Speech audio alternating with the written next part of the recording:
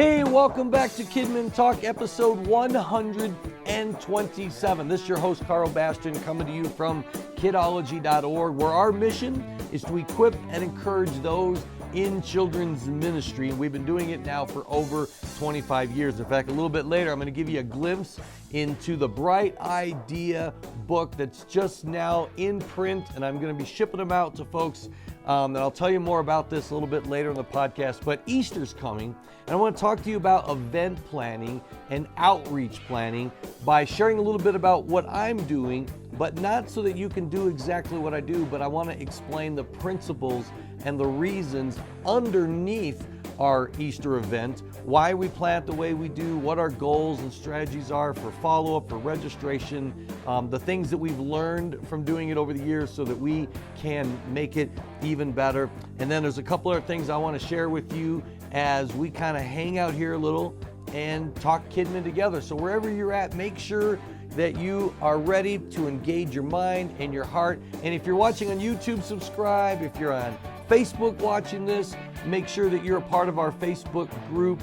If you're listening to a podcast, make sure you subscribe, because I want to make sure you don't miss out on these episodes when they come out. And thank you so much, everyone, for the feedback on Kidmin Talk. I always try to end that right at the music, and I can't because the music's over there, so I can't cheat behind my back and see, when it's coming to an end. But years ago, when my son was a little boy, and I'm trying to remember his age, he must have been 4 or 5 years old, one of our relatives gave him a Scooby-Doo DVD.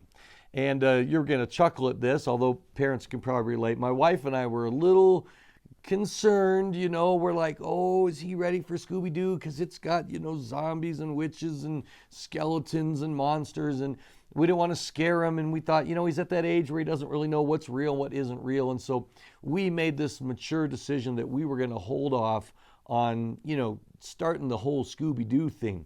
Well, a few days later, Luke comes home from a friend's house, and he's talking about Shaggy and Scooby and Velma and the Mystery Machine. And we're like, hey, how'd you find out about Scooby-Doo? Oh, he watched it at his friend's house. Well, that was fine. And so we said, okay, I guess we can give him the Scooby-Doo DVD. So he fell for Scooby-Doo. He still loves Scooby-Doo and loves the characters, enjoyed it. But then he came to me one day, and he was very serious. And he said, Dad, what's a zombie? I thought, oh, here we go. So I said, well, Luke, you have to understand, you don't need to be scared of zombies. They're not real. All right, there's never going to be a zombie coming after you, but in the make-believe world, a zombie is basically somebody who was dead, but they come back to life. And so he's thinking about it, and he's thinking about it, and he goes, oh, so Jesus was a zombie. Oh man, I've never forgotten that. I love the things that come out of the mouths of children. I was even tempted to get a t-shirt made, like Jesus is my zombie, but my wife wouldn't let me do it, and it probably was a bad idea. But Easter's coming, and it is a time when, just kind of like Christmas, people are kind of open to spiritual things. And they have an opening, they are open to coming to church. And so it's a prime opportunity. And so, man, churches go all out. They do Easter egg hunts. I've had friends dropping eggs from helicopters, and they try to do something to attract families. And so we do something I call the family EGGstravaganza. And it is exciting and exuberant. And I'm not exaggerating. I mean, we just milk that egg word for every bit of eggnog that we can get out of it. But when I started here at High Point Church, they had already done an Easter tradition. They loved using Halloween in the fall and Easter in the spring as opportunities to just love our community, draw people in, show them God's love in a tangible way, in a low pressure way, just get people across the threshold. But the year before I came, it was so successful that it was unsuccessful. In other words, they planned a lot of great things, but what happened was so many people came that it was bottlenecked, and it was backed up, and it was crowded. And so some people ended up having a bad experience, even though so much time and effort and resources had gone into planning a great event. And so when I came in, I was tasked with the job of continuing it, but improving it and figuring out a way to make it work. Now, before you plan any event, you have to start with your goals. You have to start with what are your objectives. If your objective is just a lot of people, there's ways to get a lot of people there, but that doesn't necessarily mean the event is going to be a success. Your goal might just to be on the news, get your church's name on the news as the biggest egg hunt in town. And there could be value for that. And if that's your goal, there's probably ways to accomplish that. But every time you plan an event, and as I share with you what we're doing with Easter, my intent is not that you do an extravaganza show, although you're welcome to. The name's not original with me, but that you understand the principles behind why we do what we do. So I always start out by typing out what my goals and objectives are. And so here are my goals for the extravaganza. I want to make Palm Sunday and Easter an amazingly positive experience for High Point families. Notice it's not to get as many families as possible to come to our church, but that they would have an amazingly positive experience. Secondly, and this is obvious, we want to bring families to High Point Church by providing a family-friendly, super fun event that people would be willing to invite their friends to. Dirty little secret is you have people in your church who love your church, but they would never invite anybody to it. And so, it's not a bad thing. They don't have ill feelings. They may not even realize that. But if they're not inviting people to church, there's a reason they're not inviting people to church. And it may be that they don't feel like their non-churched families and friends are going to like it. So we have to, and part of that's natural. I mean, we're worshiping, we're studying the Bible, we're listening to a sermon. Someone who's not clued in to God or not following Jesus Christ, I mean, they're not going to be as drawn to those things. But how then do we get them in the door? So you want to create something that your people will invite people to come. Not just that they'll come, but they will invite people to come, and that's attractive to the community. All right. Then our next goal was we want to build Easter attendance by repeat guests who come back the next week on Easter Sunday. That's why we do it on Palm Sunday, and then we try to get them to come back on Easter Sunday, because Easter Sunday is where we can be much more bold, sharing the gospel, telling the story of the resurrection and what it means for them. And I don't have to preach because you know that. And our last one was to build on our trunk or treat and our previous event successes. So it's not that we're scrapping everything, it's how do we build on that. So we did a couple of things. One was that we took our event registration off the church database and we took it off site, and we use eventbrite.com. It's I'll put a link in the show notes, and it is a free secular website for registering events. We did this for a number of reasons. One of the things we evaluated from the past is when we tried to have people register on the day of the event, it created a great big backup bottleneck of people just trying to get into the event, but we were trying to collect their names and addresses and things. That also can be a turnoff for people who maybe don't want to come to a big event, right? And so by putting it on that website, we began to build a database of people in the community with their basic contact information without cluttering up our church database. Whatever church database you use, you often are paying by the number of contacts in there, and you don't want to have several thousand people in there who only come to special events. And so you can maintain a database on Eventbrite, and you can email for free through that. You have to have a current event. Once your event's over, you can't use that list until you create another event, and I'll get back to that in a second. So we started doing the Eventbrite, and you put it out there. It draws people to your event from the community that are just looking for something to do for their kids. They're probably putting in there looking for Eventbrite, and then we push that advertisement out through our social media channels, having people share it and like it and all that good stuff. By the way, buried in the settings under management and marketing and promotion, you can create a custom URL. So instead of that long, confusing one, like ours is just extravaganza 2020 eventbrite.com or something like that. And I'll put a link to it, but please don't register unless you're coming, because you'll make our numbers all funny. But that way we can promote it out there, and then it snowballs, because now we're into our third year of using our Eventbrite account. And we've had the amazing chemistry show at our church. We've had Kids Blitz. We've done Trunk or Treat. We've done Easter. and this list just builds. And so we're able to invite people back and say, hey, we're emailing you because you came to a previous event at High Point Church, and we want to make sure you know about this. Now, registration's optional. We want people to feel like they can just come to an event and not be pressured. We don't require their stuff. So what we do is we found that Great Wolf Lodge in our area will give away a free night stay at the Great Wolf Lodge on the condition you have to buy a gift card.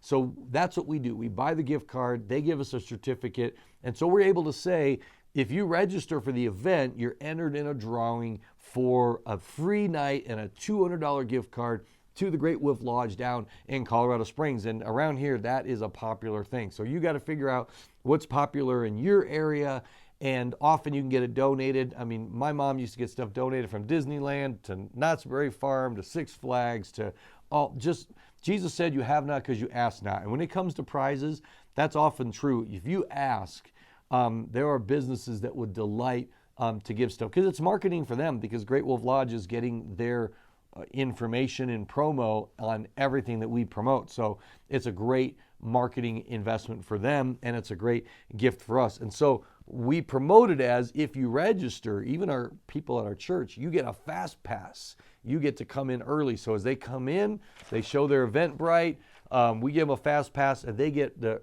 first early seating in the event. And anyone just shows up, they're just held out for 10, 15 minutes until the fast pass is done, and then they come in. But what are they coming in for? Well, one of our goals was we wanted to obviously be able to share the message of Jesus in a very light, fun, casual way, no pressure, no invitation, but speak the truth of what Easter is all about. And we didn't want to have lines, and we needed to handle a large capacity of people. So I created, inspired by Kids Blitz, a family show, and we called it the Extravaganza Show. And me and my good buddy Micah, we MC it. We got bunny rabbits up there and a stage crew, and we basically, it's like kids' church on steroids. All right, it's really fun games. I'm going to link the highlight videos in the show notes so you can get a glimpse of what it looks like. And it's teepee cannons, it's candy cannons, or teepee bazookas, candy cannons, balls bouncing everywhere, parents coming on stage with their kids and trying to, throw eggs and knock things over and complete obstacle courses. And it's a blast. And it's a 25-minute show, and that's it. And then they go out to the egg hunts. Well, one of the things we realized we needed to improve on was that we had egg hunts all over the property, and we had a map. I always produce a map for all of my events to show where everything is and how everything's organized, and these are posted everywhere, and we print a bunch. Helps with recruiting and planning. But what we realized is that it pulled some families apart, because if they had kids in different ages, one would be going there, another kid going there, and for security, that was not the best thing. So this year, we're going to do some staggered hunts. And then we thought, well, the problem with the staggered hunt is they've, got to wait till their turn. And it's hard to control. Sometimes you have parents you got to monitor, right? They come with these 55-gallon, Easter bunny baskets and want to take all the eggs. Sometimes they're worse than the kids, right? And we didn't want kids to have to go to multiple hunts. So we brainstormed, and we came up with the idea that we're going to do these wristbands. And we're going to put a wristband on the preschool, and then we're going to do kindergarten through second grade, and then orange is going to be our third, fourth, and fifth grade, so that if they've got the wristband, that means they went to the show, because we want them to go to the show first, not to show for an egg hunt. We want them to cross that threshold, have a great experience, learn about our church, see that, we're all normal people that just love our kids, love family, and love the Lord. And but then we started thinking, all right, one of our goals is to increase Easter attendance. And how can we improve? We invited everyone to come back next Sunday, and we always have people to come back the next week, but we were like, how could we improve that? In fact, interestingly, I just share this because I don't know if it's true for you, our bump after Easter extravaganza on Palm Sunday and our trunk or treat is never the following Sunday, it's the one after. And I have my own theories. You might have a theory. They're just exhausted after a trunk or treat, or maybe it takes them about a week or to come, but it's always a week after that we get our big bump of guests. But we're like, what can we do different? And we brainstormed. We talked about a lot of ideas, and we decided what we're going to do is on Easter Sunday, in each service, we have two, we're going to give away an electric scooter. All right. and we're going to use them in the show. Me and my mascot buddy, we're the MCs for the big show. We wear these crazy suits. You'll see it in the video. We're going to ride these around the stage, and at the end, we're going to say, we should give these away. So we're going to say, if you come back next week, bring your wristband. That's how we know you were here. And at check-in, you're going to write your name on it with a big felt marker. We're going to put it in an Easter basket, and we're going to give these away. Now, for preschoolers, you can't give them a Razor electric scooter, right? So we bought little toddler 3-wheeled scooters that are just adorable. So we're going to actually do a drawing for the little kid scooter in our preschool. During our Roscoe rally, we do a rally worship thing every Sunday morning. And then in Big Kids Church, we'll do the drawing right in there and award the scooter. But that's a way that we can hopefully have kids going, I got to go to that church next Sunday. I want to win the electric scooter, and bring them back. And, sometimes, and I'm just going to go on a little tangent, I have people, and there are people who philosophically don't like rewards and don't like incentives. And I've read some beautiful stuff about how we need to help kids develop intrinsic motivation and not offer these extrinsic motivators. And, I don't want to get into an argument. I usually just say to people, hey, show me an adult that doesn't need external motivation, who has fully matured to where all they need is intrinsic motivation to do what's right. They would never speed if it wasn't for the threat of a cop. They don't use the credit card that gives them rewards. They don't go out for sales on Black Friday. The reality is we are wired to desire rewards. And of course, anything can be done to an extreme. That's why I don't give candy every week to kids that bring their Bible, but every now and then I do. And they'll bring their Bible next week. Where's my candy? Well, you don't bring your Bible for candy. You bring your Bible because it's church. Bring your Bible to church. But if you keep bringing your Bible, I'm probably going to do that again in a couple of weeks. So there's a difference between reward and bribery. And why does God offer us rewards? Why does he say we'll be rewarded in heaven and in the afterlife based on the life that we live? It's to give us an incentive to do the right thing. So I'm really excited about our Easter extravaganza. I have posted on Kidology all the files and games and information from the past years. I don't have this year's yet because I'm doing it and creating it. But if you go to kidology.org/EGGstravaganza, I'll let you figure out how to spell that, or just look in the show notes. And you can get graphics and information and links and all kinds of stuff so that you can pull off your own extravaganza or see what we're doing and create your own thing. But start with your goals and then ask yourself, how can I accomplish those goals? And I would love to hear what you're doing. If you don't like what I'm doing, that's great. But if you're listening to this, you probably not hate it. But I would love to hear what you're doing and how you're adapting to your culture of your church and your community to reach the lost, all right? Hey, a couple more things I want to share with you as I bring this to a close, but don't stop listening, all right? First, guys, I need to encourage you, if you're a man in ministry, to check out YosemiteSummit.org. I'm in my 13th year of taking just 5 guys for a week of sabbatical, unplugging from ministry, no voicemails, emails, snail mails, work of any kind, and just focusing on your walk with God. Please check out YosemiteSummit.org. I still have a few spots left. If it is a financial issue where you know you need it and you want to come, but you just can't make it happen, please talk to me, because every year I tend to scholarship about one guy, and I do that because I really want the guys to come to this who need it. Also, I am wrapping up this week my first master class of the year. It's been incredible. We've done Thriving in Ministry, and I limit the class, and so we've had about 20 people, and we do a weekly conference call. There's video training. We use the Marco Polo app, so we're talking to each other, and we're texting and on the phone and email, and I really just pour into that class for that season. Well, registration's now open for Masterclass number 2, and we are continuing through the Kidology Ultimate Toolbox for Children's Ministry. We're going into the leadership tools, and we're going to be talking about being a proactive leader. You know, I am already working on what our strategy is going to be for our summer outreach this summer. And I can't say anything because nothing's official, and I might have some church people, watching or listening to my podcast. But we're already dreaming. We're already thinking ahead. We're already brainstorming on what will be the most effective way for us to reach the lost in our community this summer. And in leadership, you can quickly find yourself being a fireman, just putting out fires, getting ready for this Sunday, and part of that's your job.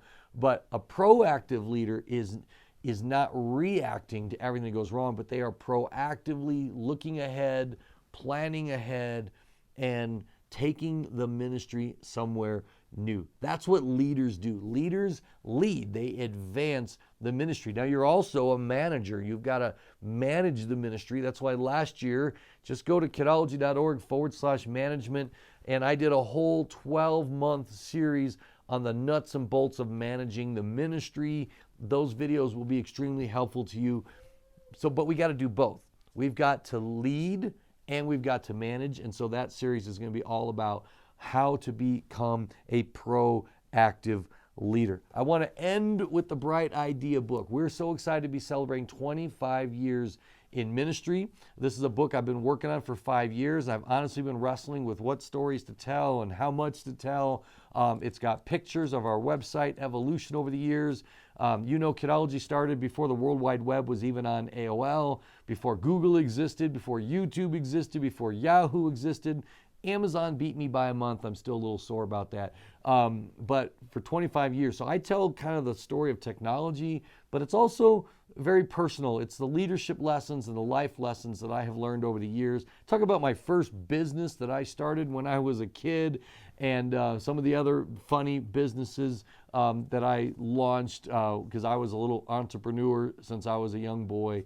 But I would love to give one of these to you. We are not just going to sell these in the store. We are going to make this a gift for those who support Kidology to help us prepare and move forward to the next season that God has for us in ministry. So go to kidology.org/celebrate25, and you'll find out how just for a donation to our ministry, I will mail you one of these. I'm gonna hand sign the first ones. And so what I'd like to do is give one of these away to one of you who is watching the video. So all you have to do is comment in the Facebook discussion for this podcast, and it's linked wherever you find this. It'll link to the Facebook group discussion, and just tell me a brief story about how you discovered Kidology and the blessing it has been to you, and then I will message you for your address, and I will sign one of these and mail it to you, and you can be the very first person to get a copy of this. I'll give you edition number 1, all right? So thanks for watching. I'm here in the Kidology studio, right? So I got to play the closing music to the podcast. Remember to subscribe, to hit like, to share, to help others know about this. And if there's a way that I can equip and encourage you in your children's ministry, please don't hesitate to let me know. Drop me an email, post a question in our Facebook group, because I will also use the podcast to answer your questions. So until next time, thanks for watching.